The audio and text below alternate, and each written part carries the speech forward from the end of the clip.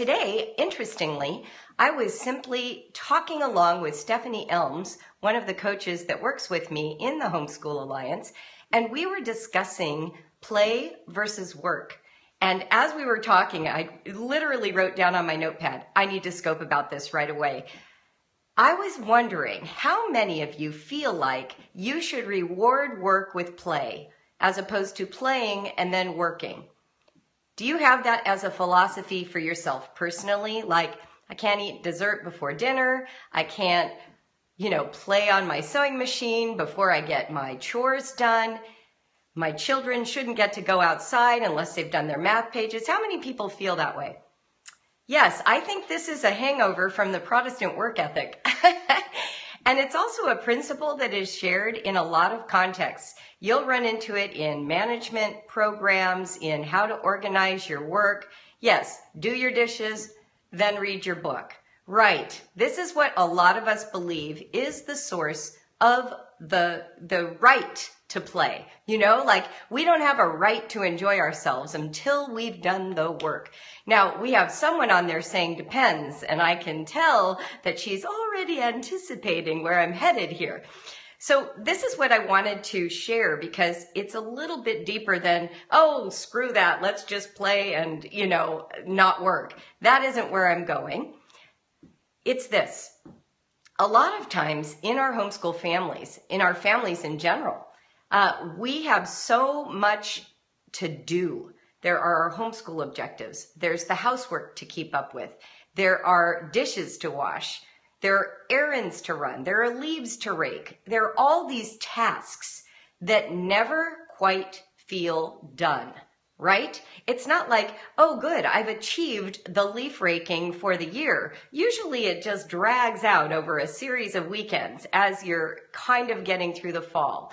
Same with schoolwork. It's not like if you do all the work for today, there won't be another whole list of things to do tomorrow. There's this unending sense that the work I'm doing and that I'm rewarding myself for is never quite complete. Do you know what I mean? How many of you have that feeling? It's not like the task is so clearly defined. Yeah, it's never a firm finish. What a great way to put it. Thank you for sharing that in the comments. What we encounter too often when we are doing our homeschools or when we are doing housework is this fatigue of unendingness. Yes, when you have that feeling of no firm finish, it leads to stress because you feel like you haven't done a good enough job. I mean, there's always more laundry, right? The second that you get laundry done, folded, and put away, somebody is taking off dirty clothes. There's never a finish line.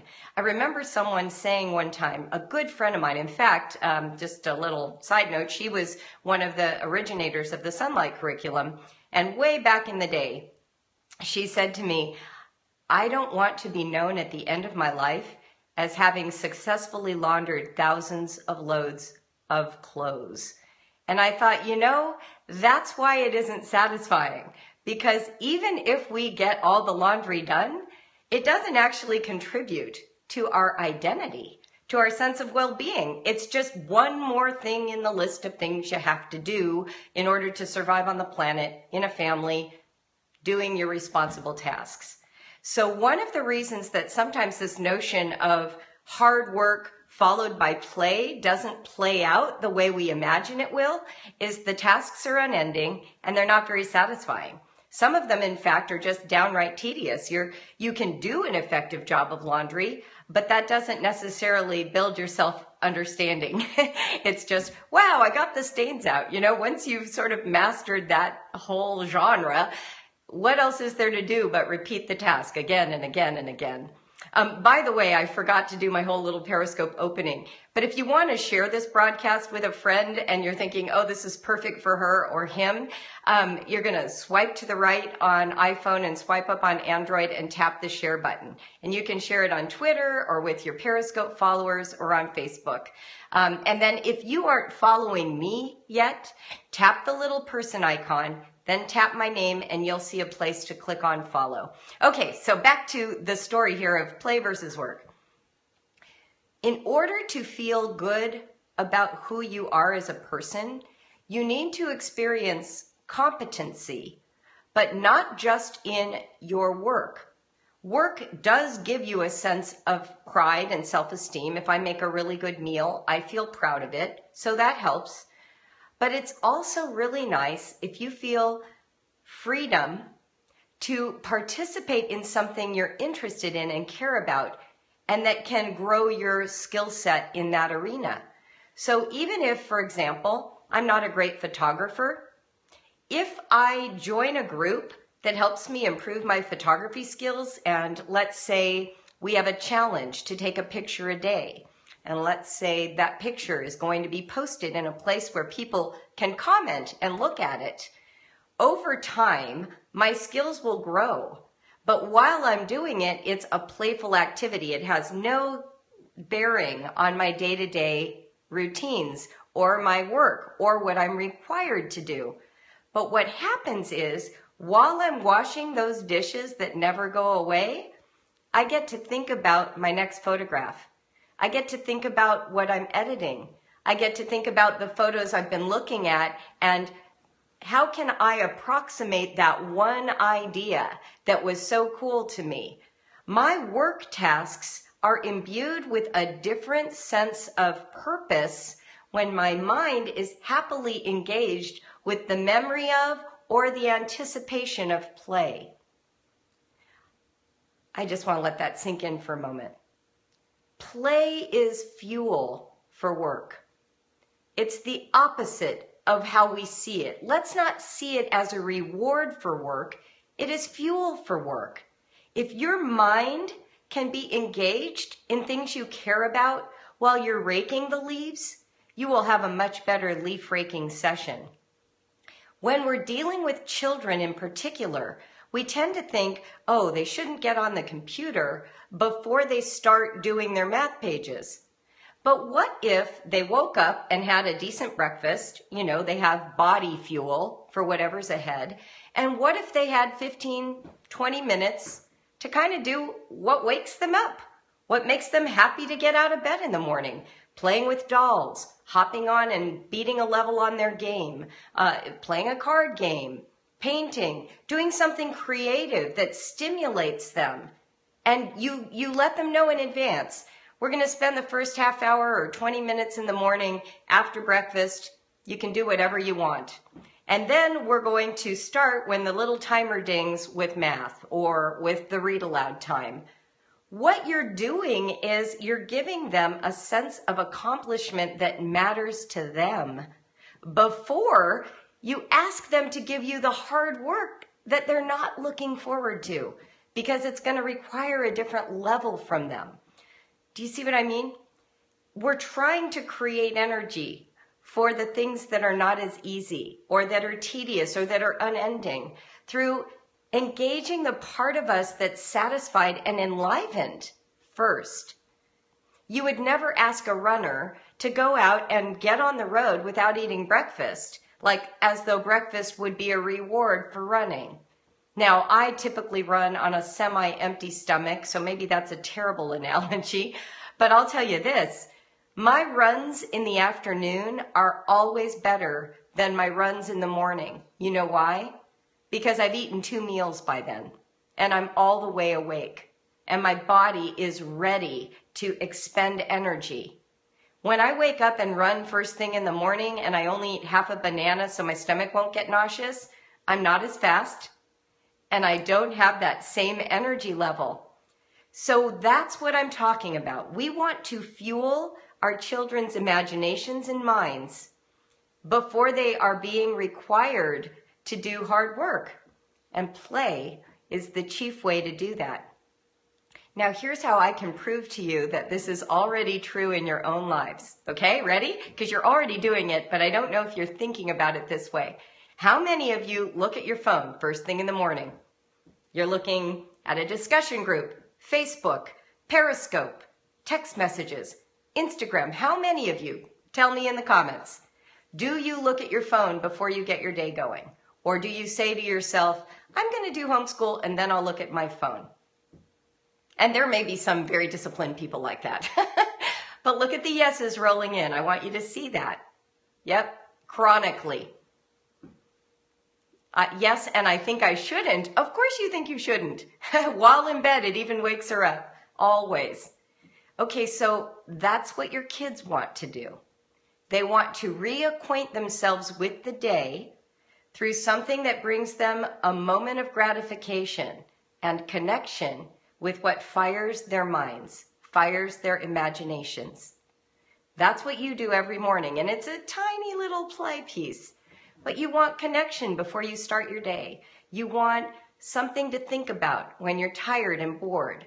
You want something that reminds you that you're of value, that your brain still works, that there are people and images and ideas out there worthy of your sort of rumination in the middle of making peanut butter sandwiches at lunch. Or, God forbid, if you're reading Redwall and you aren't really paying attention, you want something else to think about.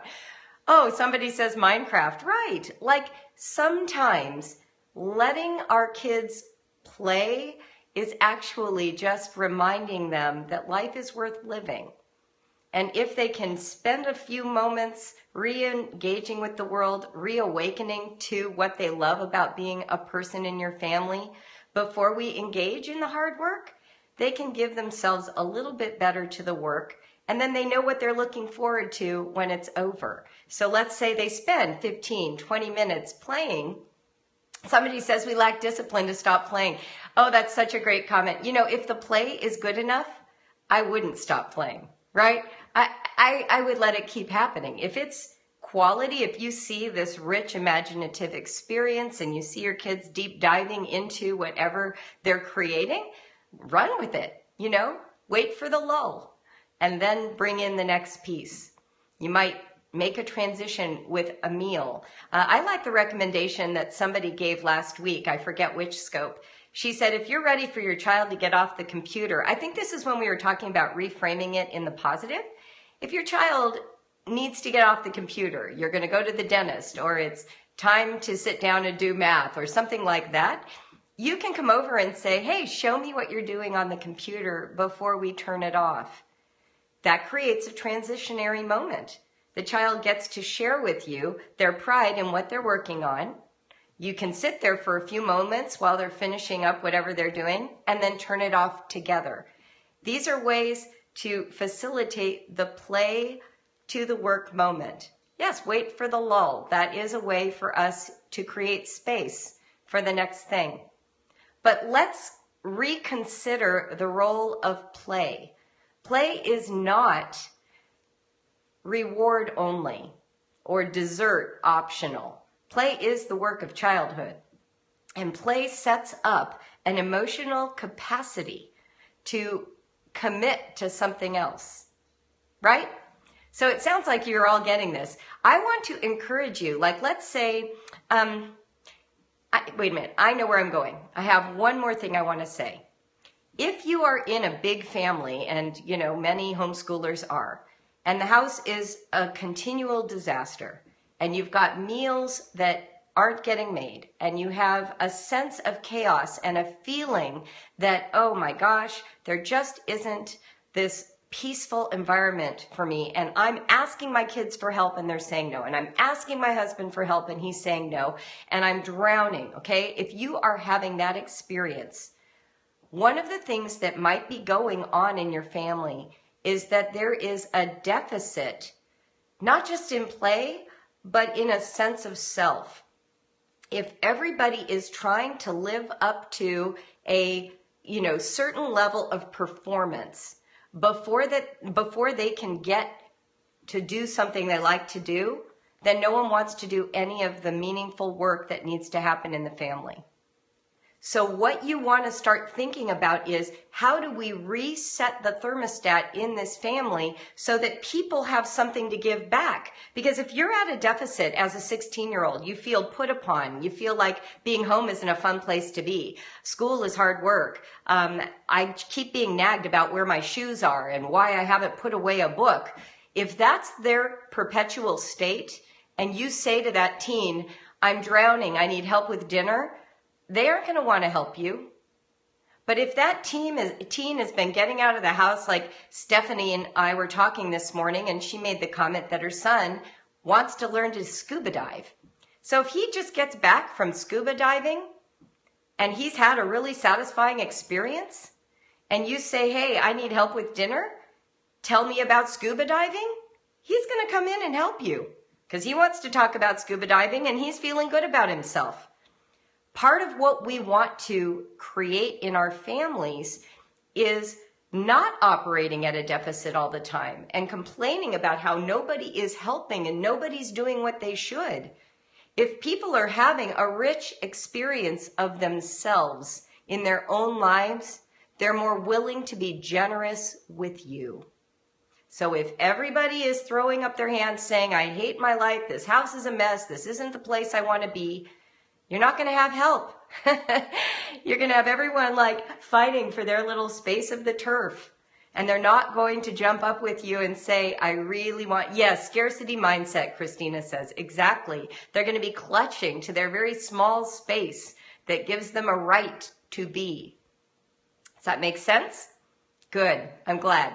So what I want you all to do today, if you want, is if you have a big task that the family is supposed to accomplish, like leaf raking, play first. You know, tackle football in the backyard. Having some kind of, snack together, like it's fall, right? So you could have a pumpkin cutting session, or you could make hot apple cider and sit out on your back deck and light a little fire and then rake the leaves. Get some positive energy going first. Somebody says, when I indulge in something I love, I usually feel the need to give back to the family afterwards. Well, isn't that beautiful? Isn't that beautiful? And I've actually experienced that in my own family. Liam isn't the type to leave his computer game if I ask for help. He wasn't going to do that. But because I would bring him snacks while he was on the computer game, because I didn't nag him, because he could see that I needed help occasionally, he would say to me at bedtime, Mom, go to bed. I've got this. I'll wash the dishes. And it would just bless me. But it's because there was no pressure on him. He had a life that was satisfying. He played chess. He had school. He had his computer experiences. And I wasn't on his case all the time.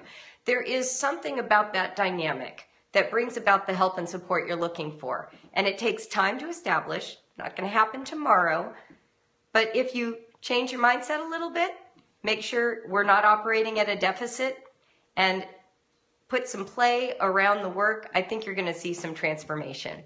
So that's really it for today. Do you have any questions before I hop off and let you get back to soccer games and leaf raking and going to pumpkin patches, all the fun things of fall? I love October. Anybody? Thank you for all the hearts. Oh my gosh, they're flying today. That's so nice. I love this info, but then I forget it when the time comes to use it. That is simply a habit to cultivate, So that's okay. Now you know the information, and you may forget halfway through, and it will come back to you. I like to say that repetition is how you change your mindset. So maybe you need to watch this on replay, and we have a replay. Catch.me/BraveWriter. Repetition helps. Repetition helps me. I had tape series about different aspects of life when I was raising children. And I would listen to them over and over to the point where they were like soundtracks. I could quote what the person on the CD was saying or the tape cassette was saying better than they even remembered saying it. Because I need repetition. I have to stay immersed in the ideas to see transformation in my life. So, take advantage of replay and listen again. And maybe stickies around the house is a great idea. Okay, I see people jumping off. My guess is we've exhausted the topic. So if there are no other questions, I'm going to go because I have play to get to today. Let's see. Psyched to have yesterday's and today's replay to listen to. I do need to make those visual anchors. Thank you for helping me to not feel guilt anymore about our ways. Oh, I love that. One thing I've been using for those of you who don't have a whiteboard or a bulletin board, I use sticky notes and I stick them on my kitchen cabinets and my windows. And that's been really helpful for me lately. So that's another way to remind yourself of things, is just literally sticky notes on the surfaces that you open all the time, Oh, thank you. Thanks for saying I'm knocking it out of the park. That's so sweet. This is a great venue for these kinds of pop-ons. So I'm grateful for that and grateful for you. Wonderful. I'm glad.